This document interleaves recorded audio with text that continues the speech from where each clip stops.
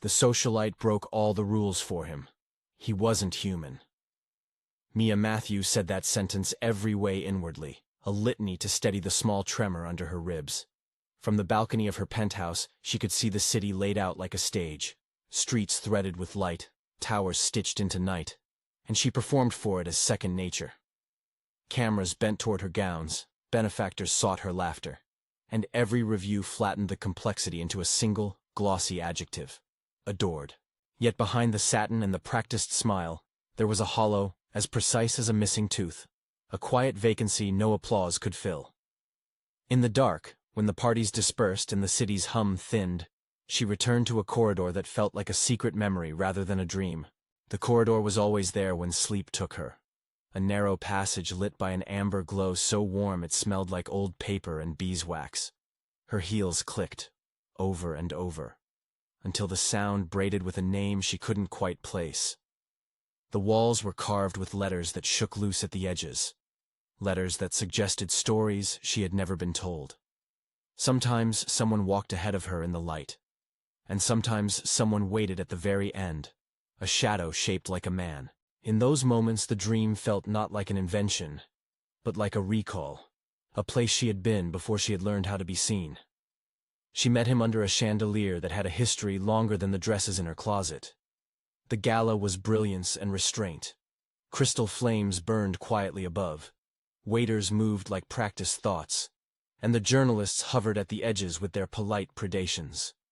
People made the predictable moves, compliments, corsages, the slow exchange of influence. He did not move like the rest. He stood beneath an old chandelier, arms unadorned, eyes steady in a way that did not belong to any small talk. When their introductions were made, he did not say her name with the pleased familiarity of a man who recognized prestige. He said, "Do you dream of corridors?"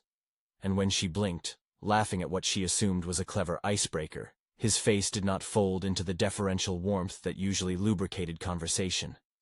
He listened. It was a strange kind of listening, the sort that did not wait for a cue to speak praise.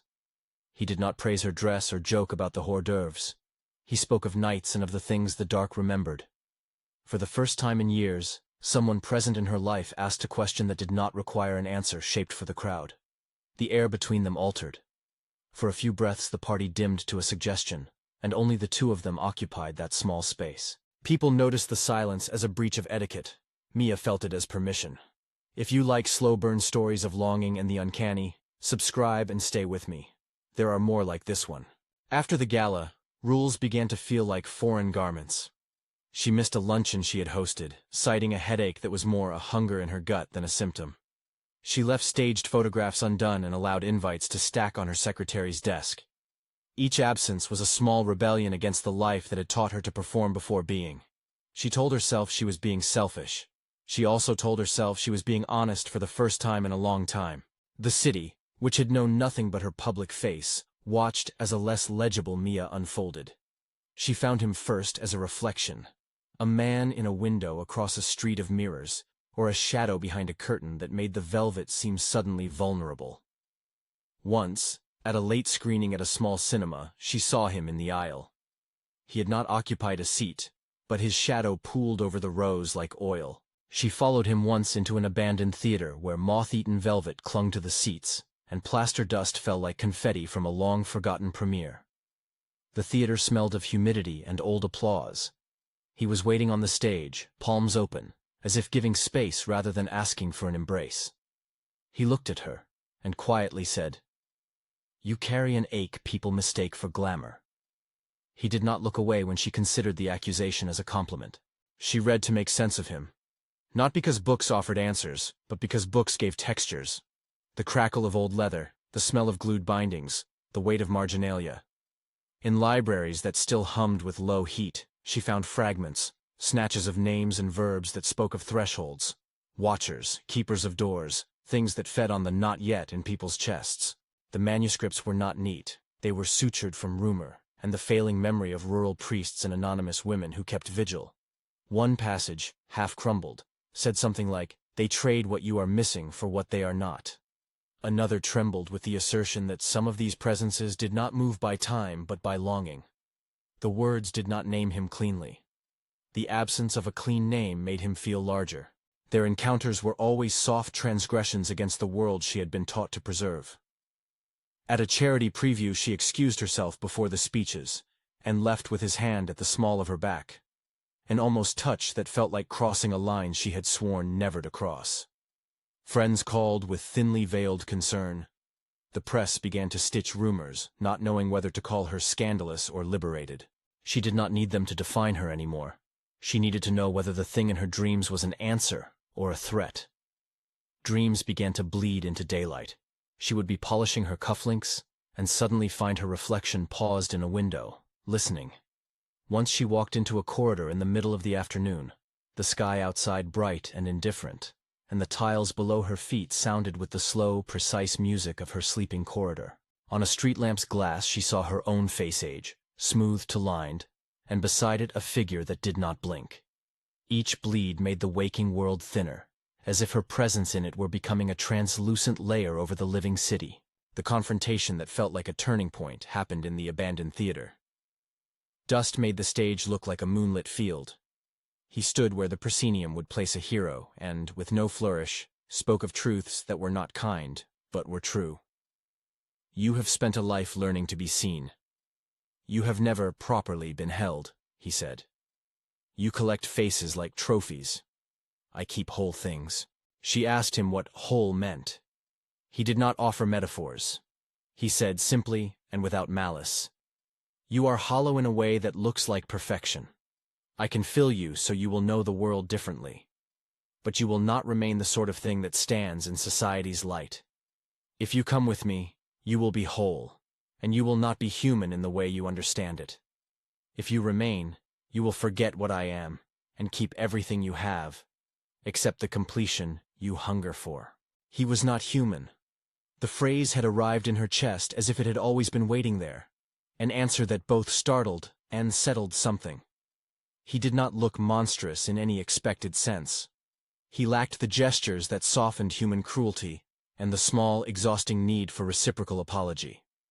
In his steadiness there was a calculus she could not map. He was other by degrees, by rhythms and quiet omissions, by a way he folded his hands like someone keeping a secret that tasted like amber. Mia weighed the offer like a ledger.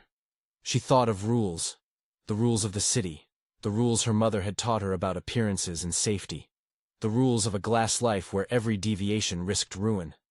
She also thought of the nights, of the corridor that called her name until it became indistinguishable from the way she breathed. There were things a life built on applause could never offer, a body that knew itself in a way not invented for an audience, a night in which silence felt like an answer rather than an absence. She asked questions he could not answer. Would she be alone? Would she remember who she had been? Was there any return? He answered without promises, only facts that read like contracts inked in cold light. I do not make you less. I change the category you are placed in. You will become whole in a ledger that doesn't tally with human law. If I leave you, you will forget me and keep the ache. If you stay, you will know yourself differently, but you will not fit where you once fit. The chamber, when she finally found it in a dream that felt more like an appointment than a vision, was older than the city. Present tense breath pulled the world tight. Stone that remembered rain, walls grooved with patterns of unknown language, and an air that tasted of salt and iron and a sweetness like late honey. The amber light pooled in a basin at the center, and when she stepped toward it she felt, abruptly, like a name coming back to her. Memory was not returned in sentences, but as temperature. The warmth of a hand not hers, the correct weight of an unheard lullaby, the sensation of belonging to a logic older than etiquette. He was there, not human and not unkind, and his offer sat between them, pulsing. She saw then what the filling would be. Not a restoration to an earlier life, but a reshaping into something that could hold whole truths without needing performance. It was tempting in a way that made her stomach lurch. To be whole was to stop pretending. To be whole meant the glaze of public affection could be stripped away, and she would still be enough.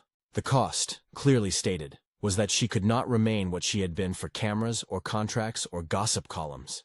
The trade was absolute, wholeness in exchange for being counted among humans. She chose, deliberately. Choice was not dramatized, it had the quiet weight of a decision finally made. She thought of the faces that had drifted in and out of her life, of the small satisfactions and the persistent emptiness. And she stepped across the threshold. The corridor's sound changed from the echo of heels to something like a tide, a slow reclamation. As she moved, she did not scream or plead. She moved with the composure of someone who had learned to hold herself through costume changes, and who now, at last, took off the costume. When she vanished, the city did what it always did. It turned sensation into story. The penthouse remained immaculate. Her gowns hung as if awaiting rehearsals that would never happen. Calls went unanswered. A press release was issued with the practiced cadence of damage control. Mia Matthew was taking time away for personal reasons. Headlines speculated.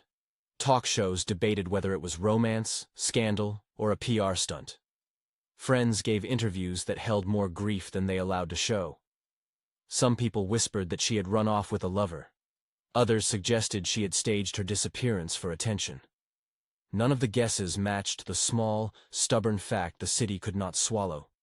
She had broken the rules she had been taught to honor for a presence that was not human. Rumors do what light does between glass surfaces. They refract. A concierge on the third floor of an apartment 2 streets over swore he saw an amber glow that lingered like a bruised sun between the buildings at dawn. A delivery man claimed that late at night he had paused under a sky that smelled faintly of wax, and remembered, for a breath, a corridor he'd never walked. In the theater, someone found a single heel print on the dust of the stage, pressed as if in farewell. The tale hardened into myth within weeks. A socialite giving up everything for an impossible fullness. A city groaning at the loss of one of its brightest, perhaps foolish, ornaments. In the deepest hush of the story, those who had been close to Mia said something softer. Her secretary described how, in the weeks before she left, Mia had sat at the edge of the vanity and rubbed the skin beneath her own eyes, as if testing whether a feeling was real. The charity director confessed to overhearing her talk about learning how to be held in a way that wasn't measured by attendance. These small testimonies did not explain her choice. They only made it intelligible. She had not been stolen. She had stepped through. The last image that circulated, a photograph blurred at the edges, as if someone had been careful not to make final things too sharp, showed, according to the person who had delivered it to an underground forum, an amber thread of light like a seam in the air between 2 buildings. You could almost see a silhouette beside it, neither fully formed nor fully absent. People argued about whether it was real. They argued about whether it mattered. For anyone who felt, as she had, that performance had begun to hollow them out, the story held a strange tenderness. It was not a moral to be preached. It was a choice witnessed. A woman preferring an answer to attentive emptiness, preferring wholeness to the fragile gilding of being liked. She broke rules, private ones, public ones, and in doing so did not become a cautionary tale so much as a mystery that kept giving way. The last thought the city had was not a verdict, but a light. An amber glow that, for a week afterward, seemed to hang in the spaces she had once occupied.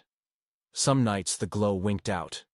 Other nights it persisted, rubbing the edges of windows, making faces look softer and older.